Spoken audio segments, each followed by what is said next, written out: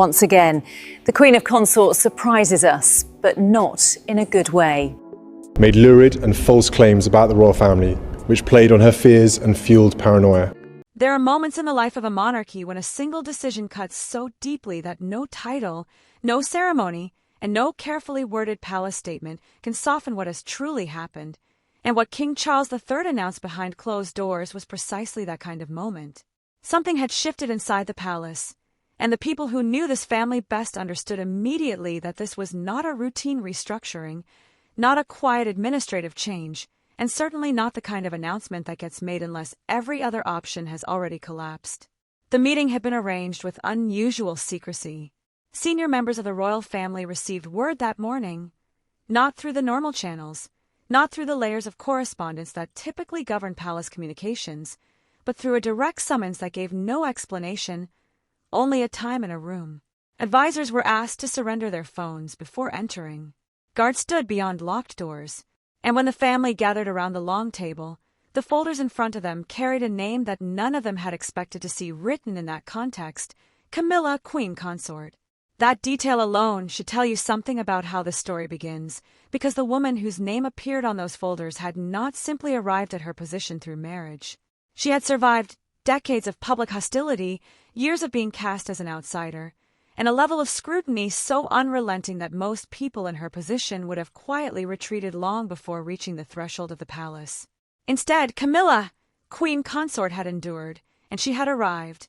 And yet, inside that locked room, her future was about to be fundamentally rewritten by the one person who had always, without exception, defended her. What King Charles III announced that morning stunned even those who had been watching the royal family most closely. The monarch declared that his wife would no longer carry out the duties and privileges attached to her position as queen, would no longer appear as the monarchy's leading female figure at ceremonial occasions, and would step back into a reduced private life, not temporarily, not pending review, but permanently for the remainder of his reign. No path back was offered. No formal review process was promised. The order, once signed, was irreversible.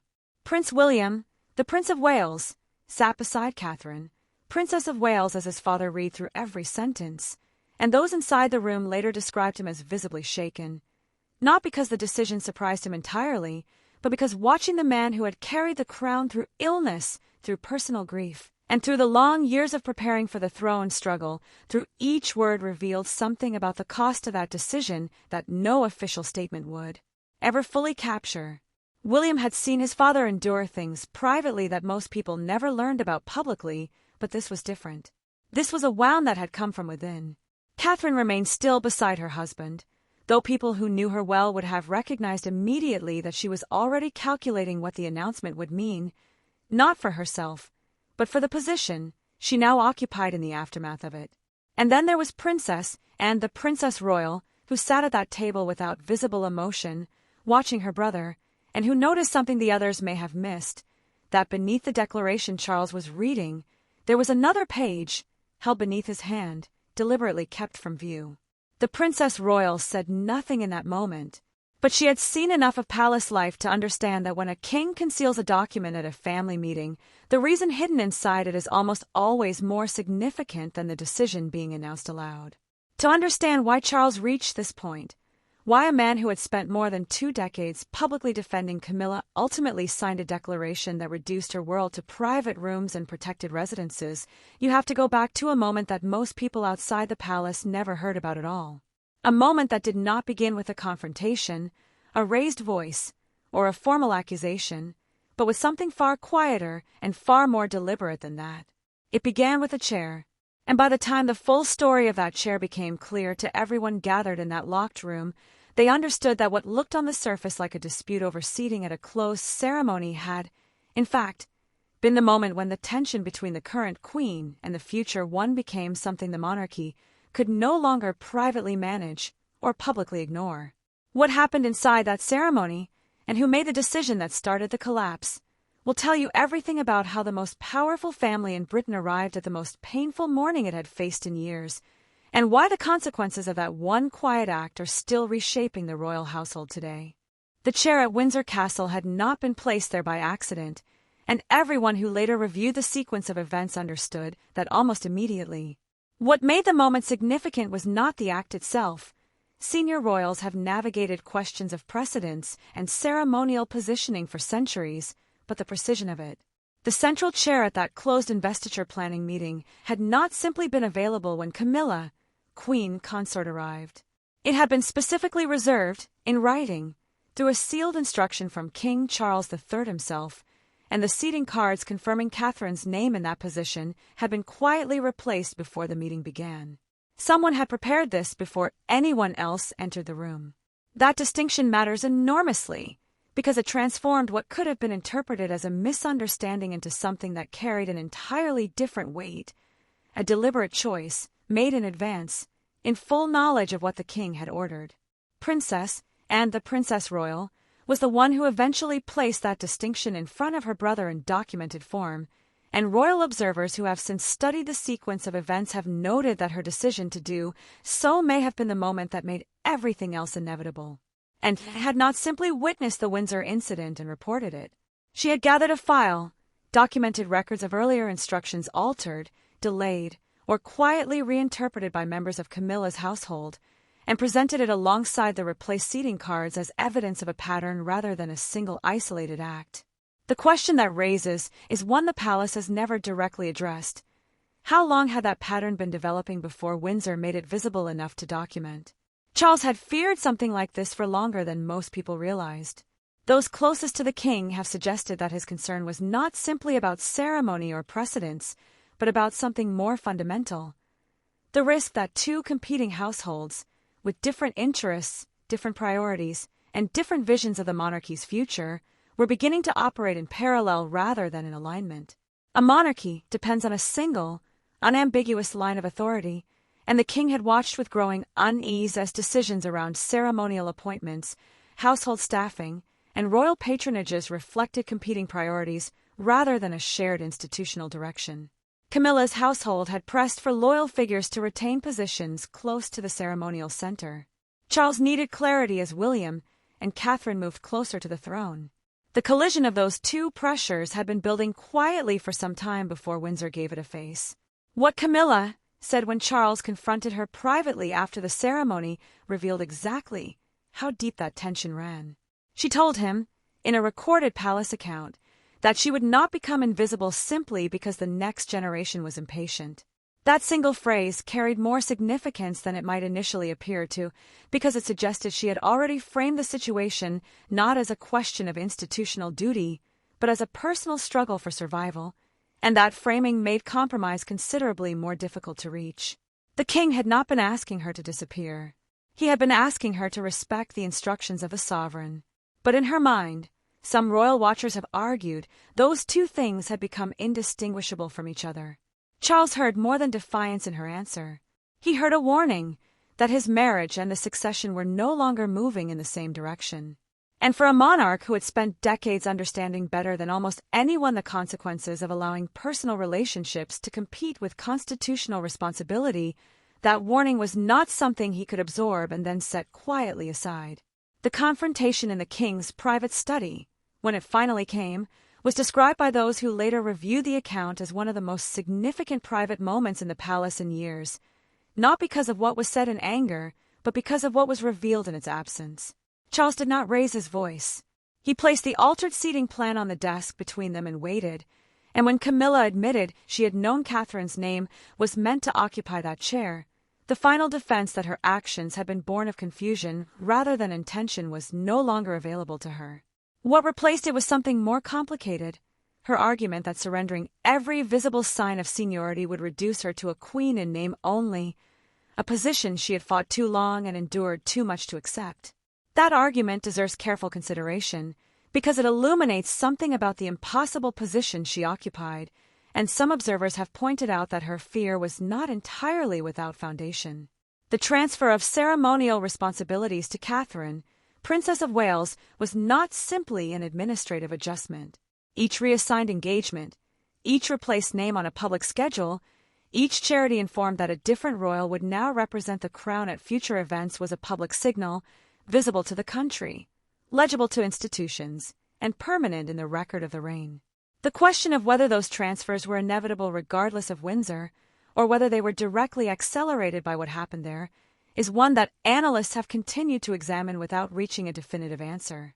What is clear is that by the time Charles signed the declaration reducing his wife's role, he understood precisely what he was choosing between, and that the choice itself would raise questions about the monarchy that no single announcement could settle.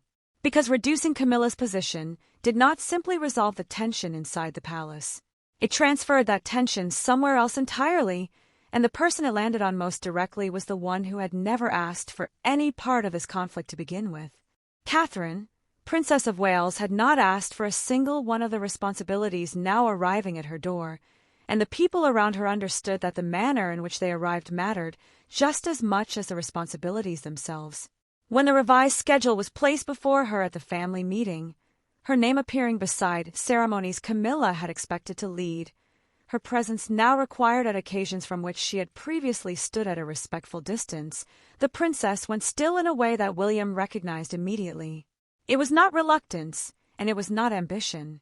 It was the careful calculation of someone who understood that in the court of public opinion, the difference between inheriting a role and appearing to have engineered it can be invisible, and that invisibility is precisely what makes it dangerous.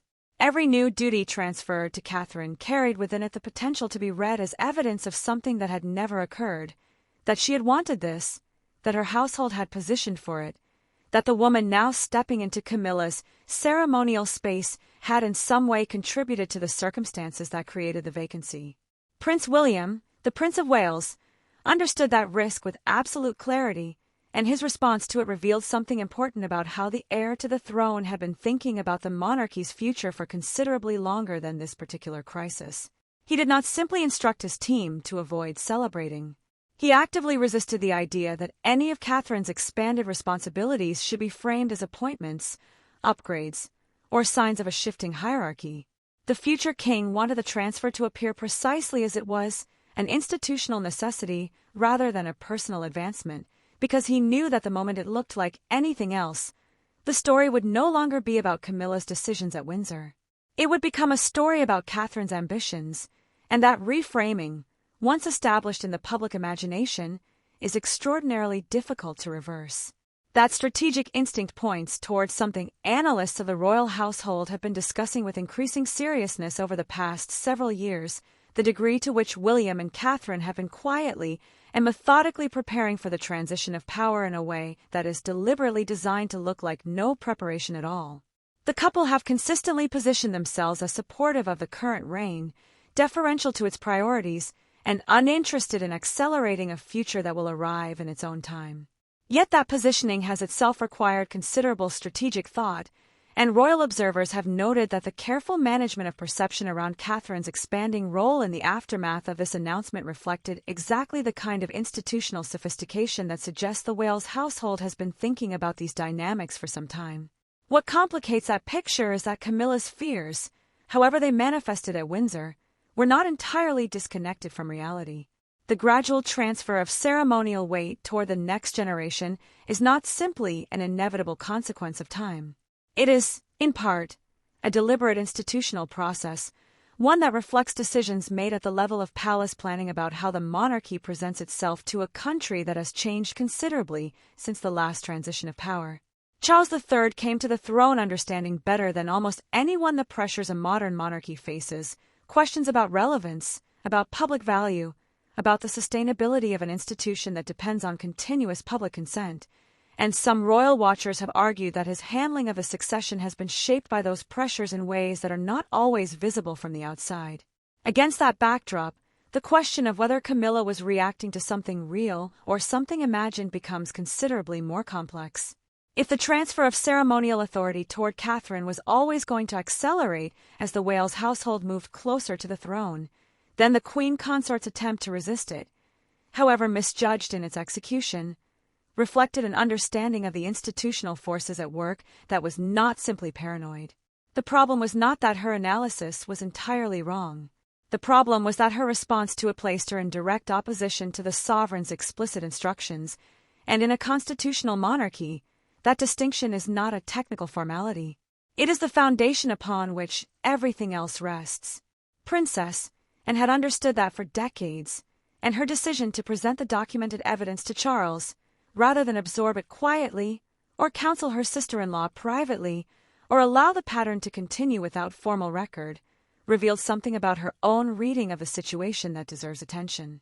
The Princess Royal has spent her entire public life demonstrating that royal duty is not a matter of personal preference, and those who know her well have suggested that she watched the Windsor incident not simply as a family disagreement, but as a constitutional problem, one that, if left unaddressed, would create a precedent that could outlast the current reign. And was not protecting William and Catherine. She was protecting the principle that the sovereign's authority is not negotiable regardless of the relationship between the parties involved, and she was doing so at a moment when that principle appeared to be under genuine pressure. That reading of Anne's role adds a layer to the story that the initial shock of Charles's announcement tends to obscure. This was not simply a husband making a painful decision about his wife. It was an institution responding to a challenge to its own coherence, and the fact that the challenge came from within the immediate royal family, rather than from outside it, was precisely what made the response so significant and so irreversible. Because precedents set within royal families do not simply resolve the situation that created them. They travel forward in time, and they shape how future situations are interpreted when they arise. Charles's decision to issue a formal, permanent declaration rather than seek a private resolution established something that will now exist in the institutional record of this reign. A documented moment when the monarchy chose succession over sentiment, duty over love, and constitutional clarity over the preservation of personal dignity. What remains genuinely unclear, and what the public announcement, for all its finality, did not fully address, is whether the forces that created this crisis were ever confined to the relationship between Charles and Camilla, or whether they reflect something considerably broader about the pressures now operating at the very center of the British monarchy. And if it is the latter, then the events at Windsor may have been less of a cause than a catalyst. The moment a longer-running structural tension finally became impossible to manage quietly, forcing the institution to make visible a choice it had perhaps been postponing for far longer than anyone has yet acknowledged. The announcement reached the public before most people inside the palace had fully absorbed what it meant, and the speed of that transition, from private family reckoning to national news, created a pressure that no carefully worded statement could entirely contain. Britain woke to something it had not experienced in precisely this form before. The monarchy had weathered abdications, divorces, public scandals, and the loss of a sovereign. But what Charles III had now placed on record was constitutionally and personally distinct from any of those moments, because it did not involve the removal of someone who had failed publicly or departed of their own choosing. It involved a king formally and permanently reducing the role of a woman who remained his wife, remained legally queen consort, and remained living within the same private world the declaration had just restructured around her. The country was being asked to process something that had no clean historical template, and the absence of that template meant that every commentator, every institution, and every member of the public was, in effect, interpreting the same set of facts without a shared framework for understanding them. That interpretive vacuum did not remain empty for long. Within hours of the announcement, two entirely coherent but fundamentally incompatible narratives had established themselves in public discourse, and the distance between them revealed something important about the pressures now converging on the monarchy from multiple directions simultaneously. The first framing presented Charles as a sovereign who had demonstrated precisely the kind of constitutional clarity a modern monarchy requires, a king who understood that personal loyalty cannot override institutional responsibility, and who had made an extraordinarily painful decision because the alternative was a precedent that could destabilize the succession itself. The second framing presented him as a husband who had publicly dismantled his wife's dignity in a manner that raised serious questions about the values the institution claimed to represent, and whether a monarchy built on the language of duty and continuity could survive being seen to treat the person closest to the sovereign as an asset to be restructured when politically convenient. Both of those narratives carried genuine weight, and the fact that they were simultaneously credible created a problem for the palace that goes considerably beyond the management of a single news cycle. Institutions that depend on public trust cannot easily sustain prolonged periods in which large portions of the population hold contradictory but equally defensible interpretations of their decisions. The longer that ambiguity persists without resolution, the more it tends to harden into permanent division, and royal commentators have noted that the palace's decision not to issue a detailed explanation of the reasoning behind the declaration may have been designed to prevent the story from escalating further, but may in practice have achieved precisely the opposite effect by leaving the interpretive space open for narratives the institution cannot control. William understood that dynamic with particular acuity, and his instructions to his household in the immediate aftermath of the announcement reflected his awareness that the Wales family's position in this story was extraordinarily precarious.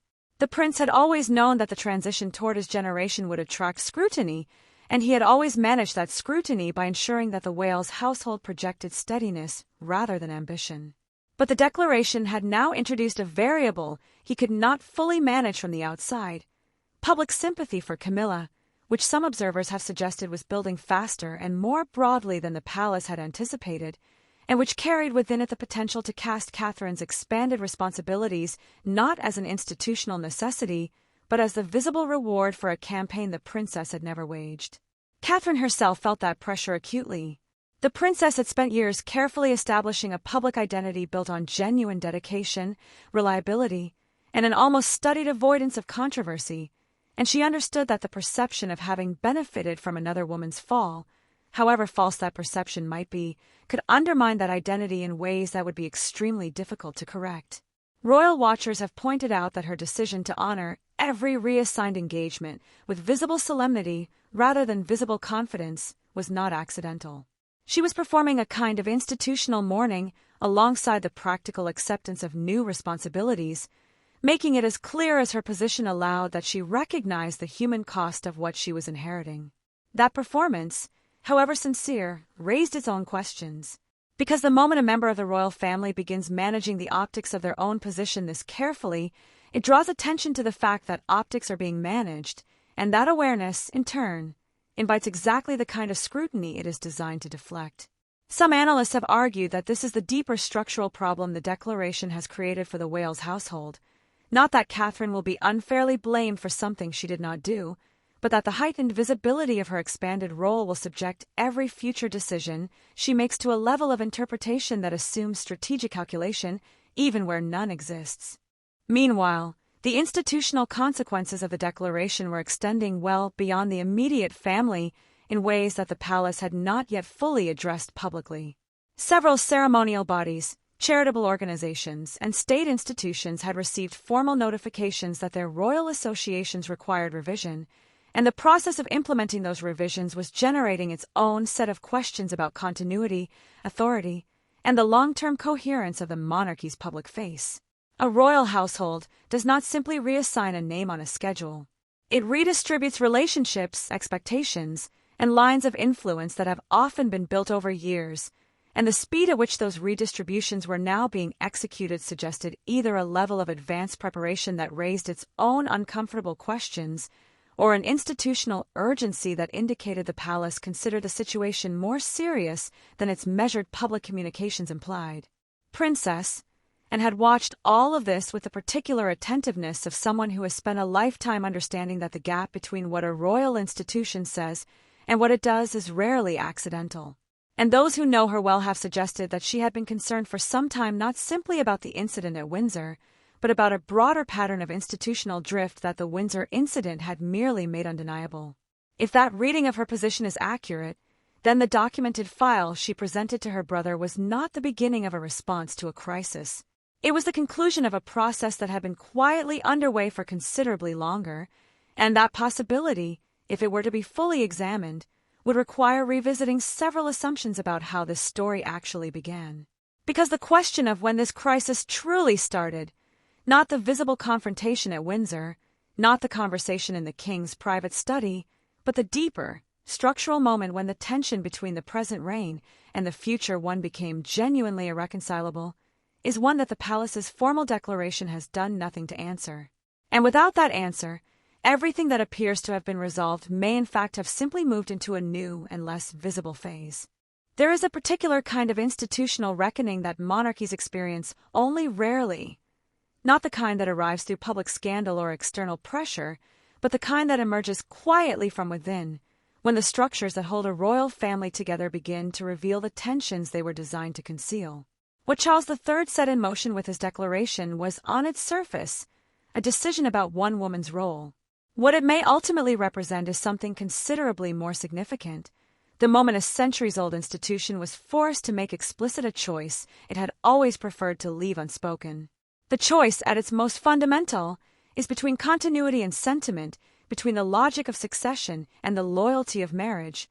And the reason it has so rarely been examined directly is that the most successful monarchies are built on the assumption that these values do not conflict. The sovereign and the family move together.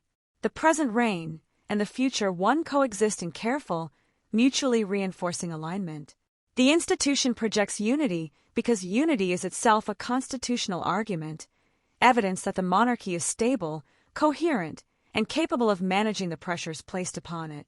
When that unity fractures, even partially, even privately, it does not simply create a personal crisis. It raises a question that institutions dependent on public trust find extremely difficult to answer. If the family at the center of the monarchy cannot navigate its own succession without a formal declaration of reduced authority, what does that reveal about the structures governing the transition of power? Royal commentators have been careful to note that Charles's decision was, by any constitutional measure, entirely within his authority as sovereign.